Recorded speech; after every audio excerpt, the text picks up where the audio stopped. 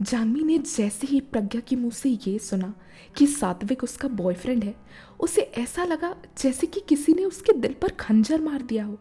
उसकी आंखें नम हो चुकी थीं और आंसू बहना चाह रहे थे, पर वो उन्हें रोक रही थी क्योंकि वो प्रज्ञा के सामने रोना नहीं चाहती थी। जानवी अभी पूरी बात नहीं जानती थी, वो कुछ भी नहीं जानती थी। उसके दिमाग में अभी इतने सारे सवाल थे जो उसके सर में दर्द पैदा कर रहे थे।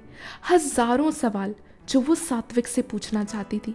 वो जानना चाहती थी कि जो प्यार उसने सात्विक की आंखों में अपने लिए देखा है, क्या वो झूठा था? जो दिन रात वो उसकी गली के, उसके घर के और उसके आजू बाजू के चक्कर लगाया करता था, क्या वो सब वो बस यूं ही करता था? जानवी को समझ नहीं आ रहा था कि ये लड़की सच कह रही है या फिर उसका प्यार सच्चा है।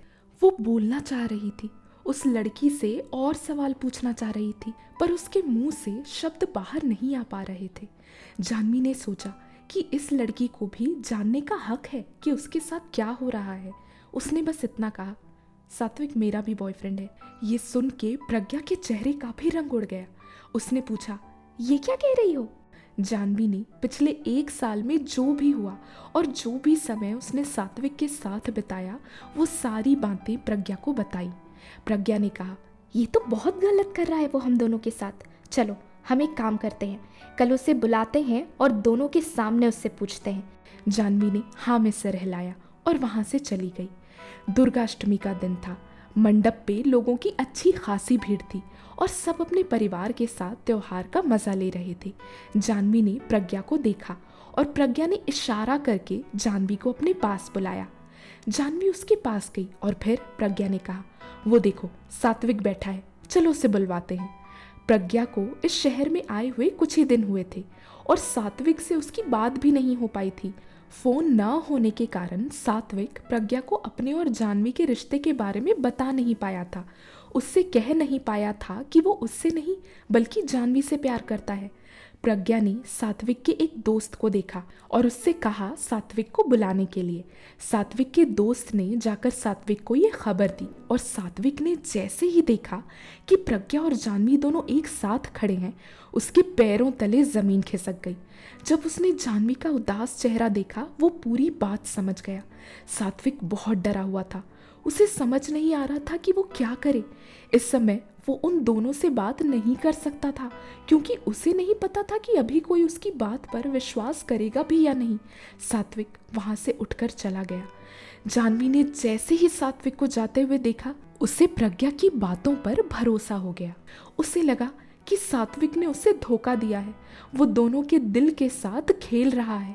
अब जानवी के अंदर जो दुख था उसकी जगह गुस्से ने ले ली थी। उसके अंदर अब एक आग जल रही थी। उसका दिमाग उससे कह रहा था कि उसे धोखा मिला है, एक बहुत बड़ा धोखा। जिस लड़के को उसने इतना चाहा, उस लड़के ने उससे कभी प्यार ही नहीं किया। उस लड़के ने उसे धोखा दिया है। जानवी अब किसी से कोई बात नहीं करना चाहती थी। ना तो वो प्रज्ञा से कुछ कहना चाहती थी और ना सात्विक से पूछना चाहती थी कुछ। सात्विक के उठकर चले जाने से उसे अपने सारे सवालों के जवाब मिल गए थे। उसने प्रज्ञा से कहा, एक काम करो, तुम उसे रख लो अपने पास।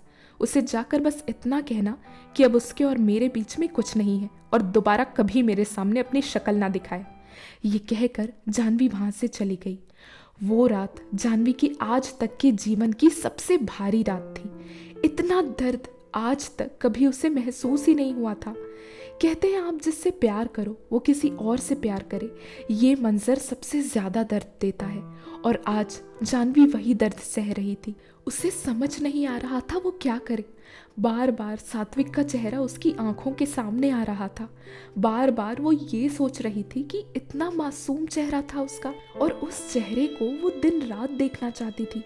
पर आज उसी चेहरे से उसे नफरत सी होने लगी थी।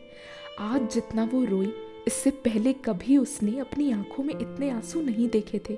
उसका तकिया गीला हो चुका था, आंखें लाल हो चुकी थी और सूज गई थी। उसकी एक बहुत अच्छी दोस्त थी निशा। उसने निशा को कॉल किया, उसे सारी बात बताई और उसके सामने बहुत रोई। उस बेचारी ने इसे समझाया और चुप कराया। पर जब दिल टूट जाता है तो चाहे हमें कोई कितना भी समझाए हम समझ नहीं पाते। दिल टूटने के दर्द से ज़्यादा गहरा और कोई दर्द नहीं होता। रोते रोते जानवी सो गई। नवमी का दिन आया। जानवी अपने बिस्तर से उठना भी नहीं चाहती थी, पर अपने घर वालों को वो कुछ भी नहीं बता सकती थी। उसकी माँ ने आवाज़ लगानी शुरू कर दी, जानवी जल्दी उठो, पूजा में जाना है, जल्दी उठ के तैयार हो जाओ। माँ की बात सुन के उसे बिस्तर से उठना पड़ा। पूजा के हर दिन के लिए जानवी एक नई ड्रेस लेती थी। कितना कुछ सोचा था उसने कि वो सात्विक के साथ मिलकर इस त्योहार का आनंद उठाएगी, अपनी नई ड्रेस पहनेगी और सात्विक को दिखाएगी और फिर सात्विक उसकी तारीफ करेगा। ये सारी बातें सोचकर उसकी आंखें फिर नम हो गई, पर उसे पता था कि उसे हिम्मत रखनी होगी। एक धोखेबाज के पीछे वो अपने आंसू और जाया नहीं होने दे सकती। वो तैयार हुई और घर वालों के साथ पूजा में चली गई। मंडप पर वो अकेली बैठी थी। अगर कोई उससे बात करता तो वो करती, वरना चुपचाप अकेली बैठ के सात्विक के और उसके धोखे के बारे में सोचती रहती। जानवी ने अचानक देखा कि सामने से प्रज्ञा और सात्विक दोनों साथ साथ चलकर आ रहे हैं। ये देखकर उसका दिल और जोरों से धड़कने लगा। उसने अपनी नजरें हटा ली। कुछ देर वो और बैठी रही और उसने देखा कि दोनों साथ बैठे हैं और जहां भी जा रहे हैं साथ साथ जा रहे हैं। दोनों एक दूसरे से बातें कर रहे हैं।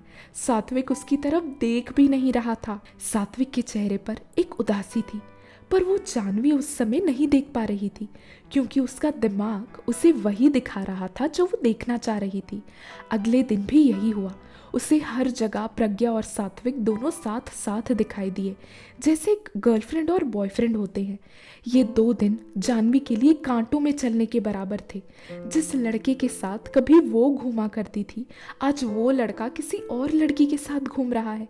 जिस लड़के की आंखें कभी उसे देखा करती थी, वो आंखें आज किसी और लड़की को देख रही हैं। सात्विक के साथ जिन लम्हों पे उसका हक था, आज उन लम्हों पे कोई और लड़की कब्जा करके बैठी है। जानवी को ऐसा लग रहा था जैसे किसी को बिना बताए वो इन सब चीज़ों से दूर चली जाए, उसे कभी कोई ढूंढ ना पाए। पर वो ऐसा नहीं कर सकती थी। एक धोखेबाज के लिए तो बिल्कुल नहीं। उसका एक अच्छा खासा परिवार था और वो अपने परिवार को दुख नहीं देना चाहती थी। आज उसे अपने माँ बाप और बड़ी बहन की कही हुई और समझाई हुई सारी बातें सच लग रही थी। दोनों को साथ देखकर जानवी के मन में अब जो थोड़ी बहुत उम्मीद बाकी थी, वो भी चकनाचूर हो चुकी थी। उसे पता था कि जिस लड़के के साथ उसने अपनी पूरी जिंदगी बिताने का सपना देखा था, आज वो लड़का उसकी जिंदगी से जा चुका था किसी और के पास। अब वो उसका नहीं था। उसे पता था कि उसका पहला प्यार अधूरा रह गया और अब वो कभी पूरा नहीं हो पाएगा। जानवी को लग रहा था कि सात्विक ने कभी उससे प्यार ही नहीं किया। अगर किया होता तो उस लड़की के साथ उसके सामने ना आता।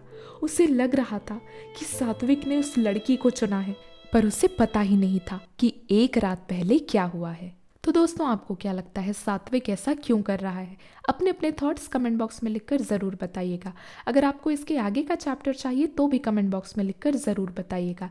अगर कहानी इंटरेस्टिंग लग रही है तो वीडियो को लाइक करें, शेयर करें और आगे के चैप्टर्स पाने के लिए हमारे चैनल को सब्सक्राइब करें और बेल आइकन क्लिक करें। Thank you.